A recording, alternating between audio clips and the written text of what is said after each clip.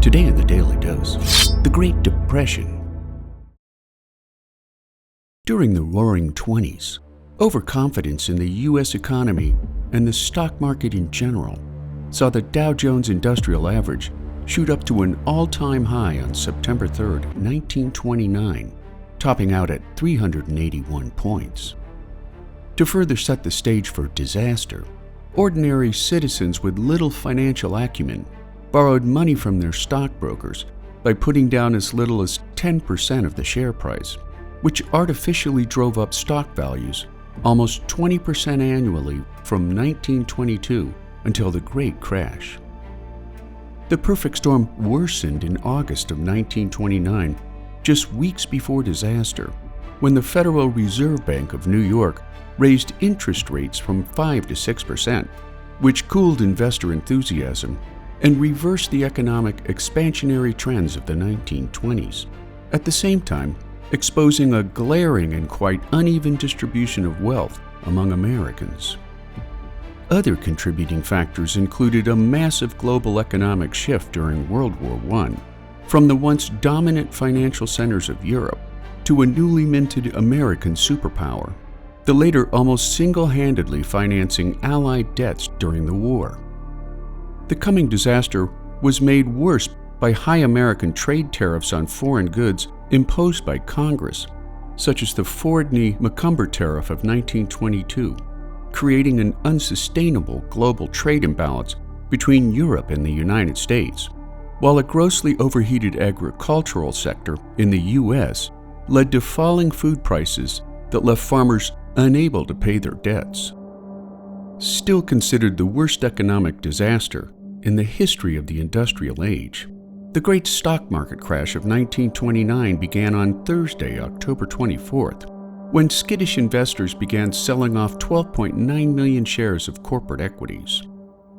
On October 28th, known as Black Monday, the Dow plunged 13%, followed by an additional 12% drop on Black Tuesday. The crash wiped out fortunes, both large and small, in one disastrous collapse, which soon rippled across the nation, undermining Americans' faith in their fragile banking system, which at the time was made up of thousands of small-town banks that lacked the size and reputation to convince Americans that their money was safe.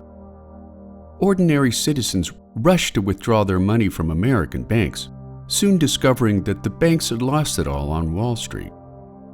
As confidence in the American economy continued to erode, by 1931, over 2,000 banks had failed. Mass corporate bankruptcies were to follow, since businessmen could no longer procure the necessary credit that had fueled their cash flow needs during the boom years of the 20s. By its peak in 1933, the Great Depression witnessed a national unemployment rate of 25%, while thousands of other working-age Americans were severely underemployed.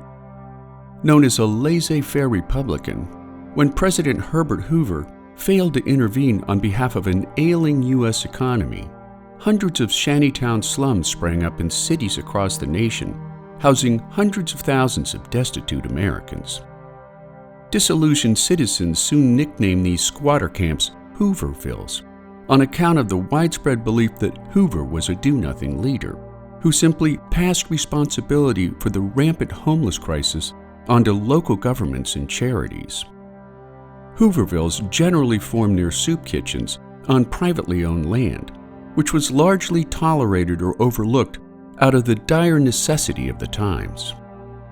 Some Hooverville residents possessed construction skills, allowing them to build their houses out of stone, but the vast majority resorted to building their residences out of wood from crates, cardboard, scraps of metal, or whatever materials they could find. When a Hooverville formed near the reservoir in New York's Central Park, the residents were hastily evicted by police. As the Depression wore on, however, public sentiment became more sympathetic, and in July of 1931, a judge suspended the sentences of 22 unemployed men sleeping in Central Park, giving each of them $2 out of his own pocket. "We work hard to keep clean," one of the men said to the judge, "because that's important. "I never lived like this before." In 1924, 5 years before the stock market crash of 1929, Congress enacted the World War Adjusted Compensation Act, which awarded World War I veterans a certificate of payment not to be redeemed until 1948. When the Great Depression stripped many of these veterans of jobs and a roof over their heads, approximately 43,000 veterans and their families descended upon Washington, D.C. to demonstrate for early payment of their certificates. Known as bonus marchers or the Bonus Expeditionary Forces, the protesters established a massive Hooverville along the banks of the Anacostia River in central Washington. On July 28, 1932, Hoover further tanked his reputation by ordering the bonus marchers forcefully removed from government land. In response, Army Chief of Staff General Douglas MacArthur and his subordinate understudies George S. Patton and Dwight D. Eisenhower led a contingent of 500 infantrymen and 500 cavalrymen, 6 light tanks and 800 policemen into the bonus marchers' Hooverville, unleashing tear gas and bullets when the protesters refused to leave their encampment. Just as the veterans had endured mustard gas attacks in the trenches of Europe, this time the gassing was delivered by their own countrymen.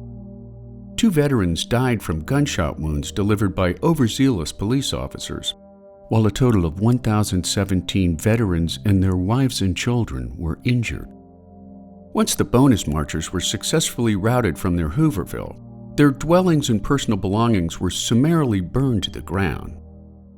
After news of the violence spread throughout the country, Americans were largely horrified by the treatment applied to these once heroic veterans of the war to end all wars, further eroding Hoover's image as a compassionate leader.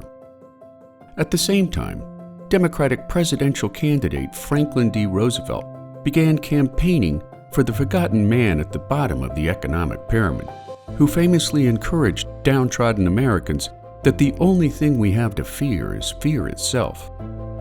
3 months after Hoover's crackdown on the Bonus Expeditionary Army, Hoover was summarily voted out of office when FDR captured 57.4% of the popular vote, carrying 42 states and nearly 88% of the electoral vote.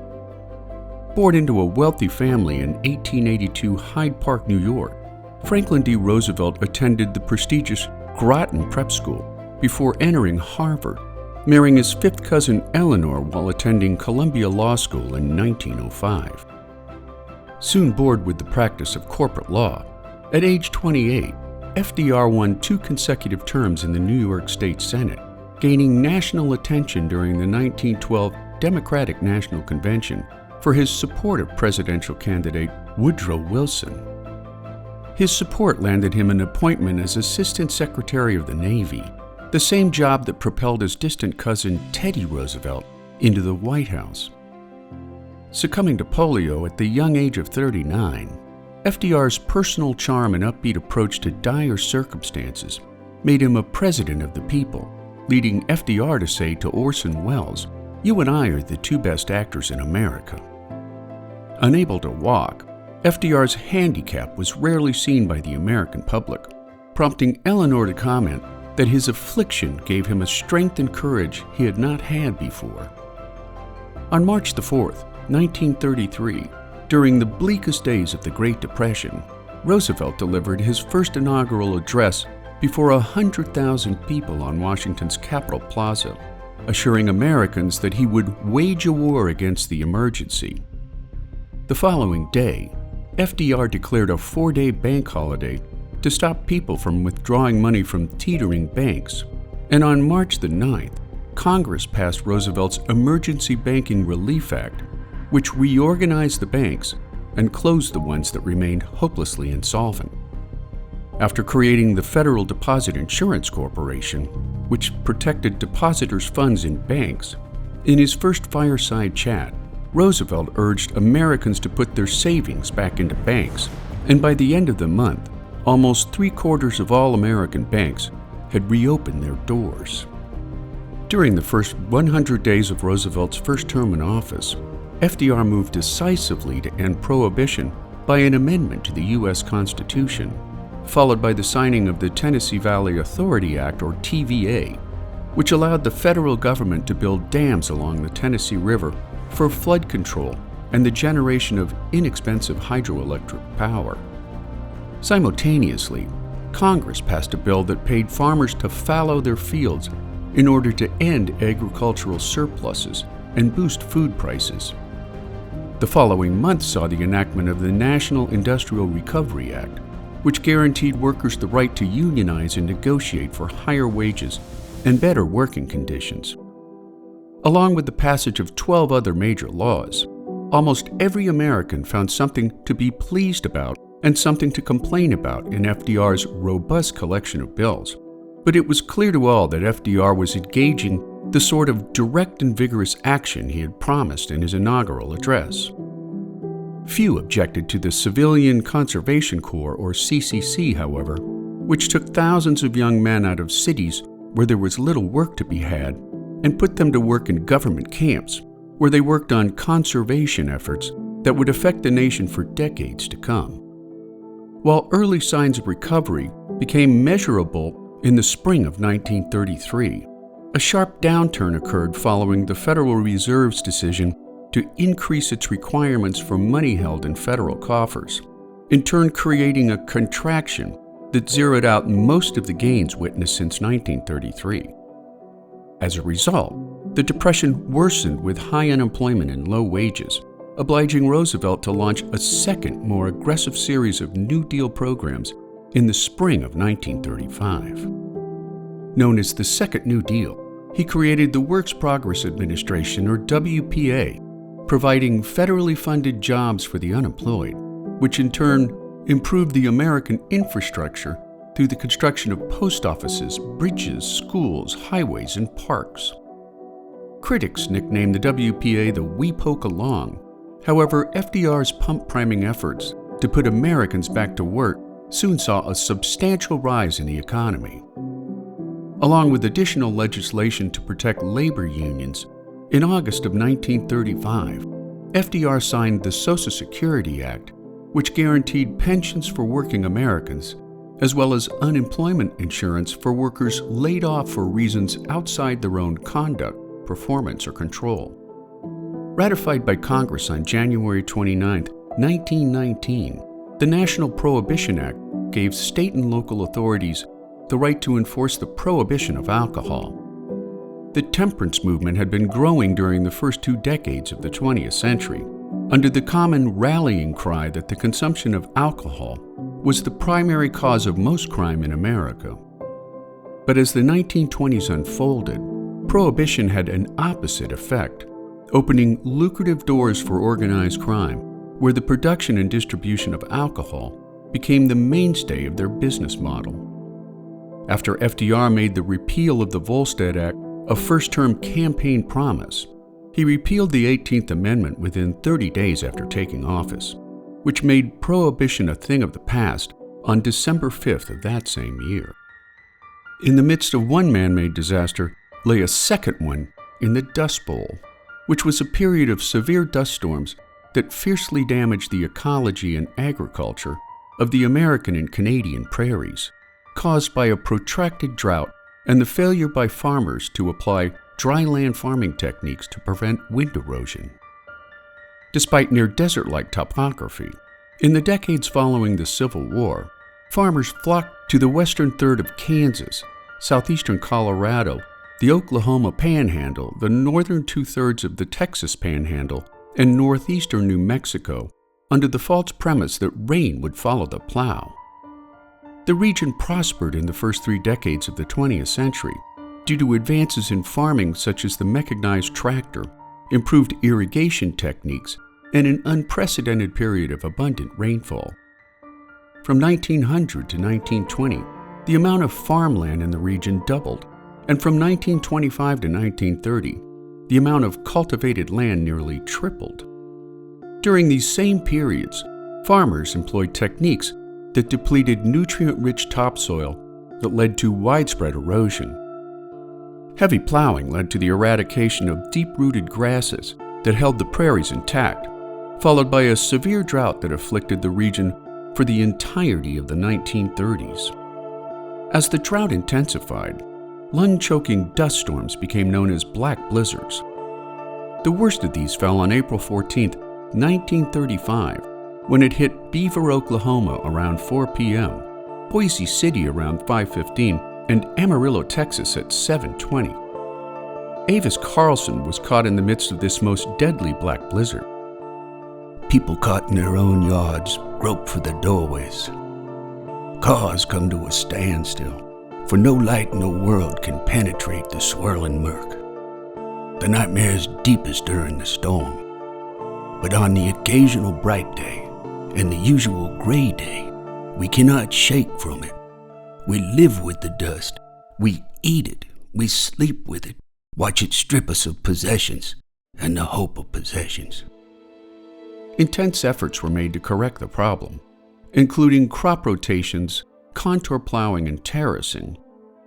The Civil Conservation Corps planted more than 200 million trees from Texas to Canada in an attempt to block the wind and hold the soil in place.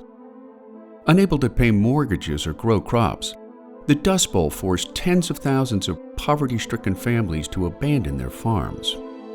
Known as Okies, these destitute people migrated en masse to California and other states, only to discover that the Great Depression had rendered these regions only mildly better than the conditions they were forced to flee. Borrowing from a concept first employed in Europe, FDR proposed a system in which working-age Americans contributed part of their income into a payroll tax maintained by their employer, setting in motion a perpetual means of compensation to the retired generation of workers who came before them.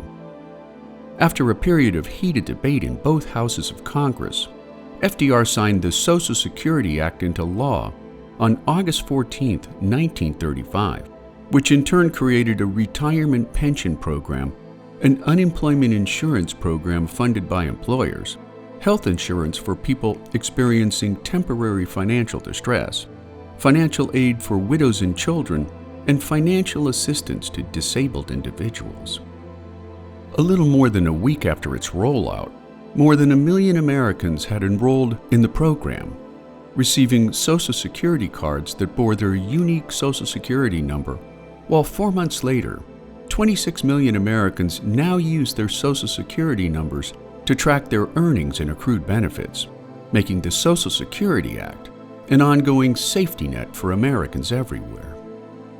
As discontent and uncertainty spread not only across the United States, but to nearly every corner of the globe, right-wing populism led to the rise of militant dictators such as Adolf Hitler and Benito Mussolini, while back home in America, populist leaders attempted to rile up American voters fed up with economic misery. Men like Senator Huey Long from Louisiana, with his rabble-rousing shout of "Share the Wealth," the Reverend Gerald L.K. Smith, radio celebrity Father Charles E. Coughlin, and Francis E. Townsend wooed the frustrated and the bewildered with slogans and panaceas, playing on racial prejudices and fears for a nation seemingly coming undone. Thousands of Americans, fearful of the expanding threat of communism from the radical left, turned their anxiety to the extreme right. The same right-wing frustration found its way into labor disputes, culminating in the Flint sit-down strike of 1936 and 7. After the United Auto Workers, or UAW, formed in 1935, American auto workers began a series of sit-down strikes in some of General Motors' smaller plants in Atlanta, Kansas City, and Cleveland the following year, striking for increased wages and improved working conditions during some of the bleakest days of the Great Depression. While the federal government had determined in 1935 that an annual salary of $1,600 was the absolute minimum on which a family of 4 could survive, GM workers earned a miserable $900, while the company spent a whopping $839,000 on private thugs known as the Black Legion, intent on intimidating UAW members. And when auto workers took control of GM's Flint, Michigan die-casting plant, on December 30th, 1936, where just 2 sets of dies stamped out the majority of GM's car bodies. The action dropped the auto giant to its knees. GM argued that the strikers were trespassing, yet multiple court orders failed to remove the workers from their sit-down takeover of the Flint facility. Outside supporters supplied the workers with food and other necessities, and when GM turned off the heat to the building, the strikers simply wrapped themselves in coats and blankets and hunkered down. On January 11, 1937, police and company thugs tried to cut off the strikers' food supply, resulting in a riot quickly named by strikers as the Battle of the Running Bulls, which injured 16 workers and 11 policemen. Plummeting GM production of cars from 50,000 units in December to just 125 in February, after Michigan Governor Frank Murphy refused to use force to break the strike, FDR sent in the National Guard, yet the guns of the Guard were not aimed at the striking workers, but at the police and hired thugs, in a clear warning to leave the workers alone and for GM to recognize the workers' grievances. Now considered one of the most successful strikes of the 20th century, the 44-day sit-down strike ended on February 11, 1937, when GM President Alfred P. Sloan announced a $25 million pay raise, which in turn saw UAW membership rise from 30,000 to 500,000 members that same year, making the Flint sit-down strike the first major win for organized labor in America. The Great Depression ended shortly after Hitler's invasion of Poland on September 1, 1939, revitalizing American industry, beginning after Japan's unprovoked attack on American personnel and naval assets at Pearl Harbor, followed by the Lend-Lease Act of March 11, 1941, that established a system that allowed the United States to lend or lease war supplies to any nation that FDR believed was vital to the defense of the United States, making the Great Depression one of the worst hard times in American history. And there you have it, the Great Depression, today on the Daily Dose. Today's Daily Dose documentary is brought to you by PlatoSpeech.com, a lesson planning tool leveraging content like this and much more for educators and homeschooling parents. Check out the description for more information so that you too can teach something new every day.